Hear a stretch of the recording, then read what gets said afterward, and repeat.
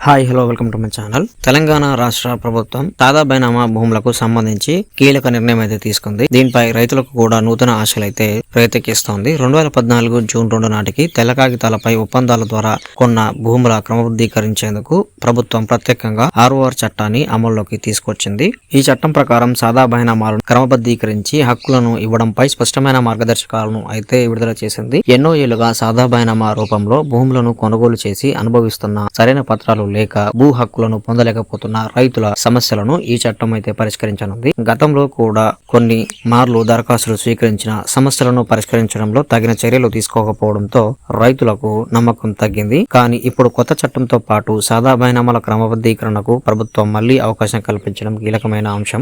2016లో మొదటిసారిగా ఈ ప్రక్రియ ప్రారంభమైంది. అప్పట్లో 11.19 లక్షల దరఖాస్తులు రాగా 6.18 లక్షల మంది మాత్రమే తమ భూములకు చట్టబద్ధంగా నమోదు చేసుకోగలిగారు. దాదాపు 4.19 లక్షల మంది వివిధ కారణాల వల్ల తిరస్కరణకు గురయ్యారు. తర్వాత 2020లో మరోసారి గడువును పొడిగించి దరఖాస్తుల కోసం అవకాశాన్ని కల్పించినప్పటికీ చాలా సమస్యలు ఇంకా పెండింగ్ లోనే ఉన్నాయి. తాజా చట్టం ప్రకారం ప్రభుత్వం 20 లక్షల ఎకరాలకు పైగా భూమిని క్రమబద్ధీకరించనుంది. సాదా బైనామా భూములకు భూ హక్కులను కల్పించేందుకు భూభారతి పోర్టల్లో ప్రత్యేక ఆప్షన్ తీసుకురావాలని నిపుణులైతే సూచిస్తున్నారు.